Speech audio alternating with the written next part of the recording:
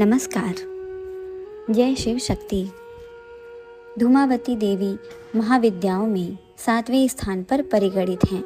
इनके संदर्भ में कथा आती है कि एक बार भगवती पार्वती भगवान शिव के साथ कैलाश पर्वत पर बैठी हुई थीं। उन्होंने महादेव से अपनी क्षुधा का निवारण करने का निवेदन किया। कई बार मांगने पर भी जब भगवान शिव जी ने उनकी ओर ध्यान नहीं दिया, तब उन्होंने महादेव को ही उठाकर निगल लिया। उनके शरीर से धूम राशि निकली।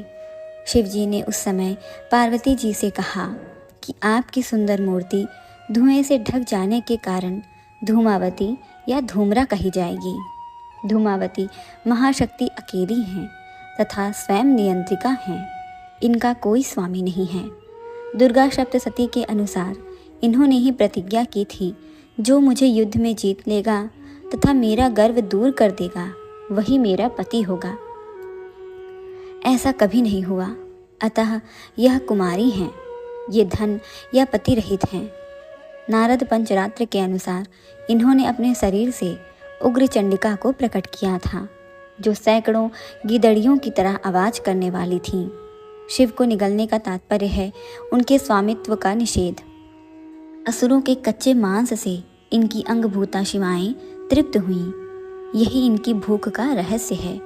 इनके ध्यान में इन्हें विवर्ण, चंचल, काले रंग वाली, मैले कपड़े धारण करने वाली, खुले केशों वाली, काक ध्वज वाले रथ पर आरूढ़, हाथ में सूप धारण किए, भूख प्यास से व्याकुल तथा निर्मम आंखों वाली बताया गया है। स्वतंत्र तंत्र के अनुसार सती ने जब दक्ष के यज्ञ में योगाग्नि के द्वारा अपने आप को भस्म कर दिया, तब उस समय जो धुआं उत्पन्न हुआ, उससे धूमावती विग्रह का प्राकट्य हुआ था। धूमावती की उपासना विपत्ति नाश, रोग निवारण, युद्ध जय, उच्चाटन तथा मारण आदि के लिए की जाती है। शाक्त प्रमोद में कहा गया है कि इनके उपासक पर दुष्टाविचारी का प्रभाव नहीं पड़ता है।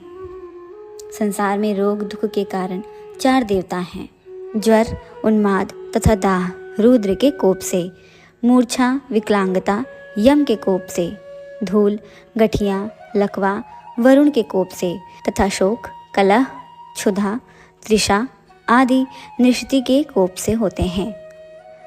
सतपथ ब्राह्मण के अनुसार धूमावती और नृषति एक ही हैं। यह लक्ष्मी की ज्येष्ठा हैं, अतः ज्येष्ठा नक्षत्र में उत्पन्न व्यक्ति जीवन भर दुख भोगता है।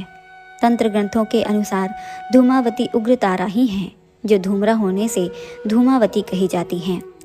दुर्गा सप्तशती में वाभ्रवी और तामसी नाम से इन्हीं की चर्चा की गई है। ये प्रसन्न होकर रोग और शोक को नष्ट कर देती हैं तथा कुपित होने पर समस्त सुखों और कामनाओं को नष्ट कर देती हैं।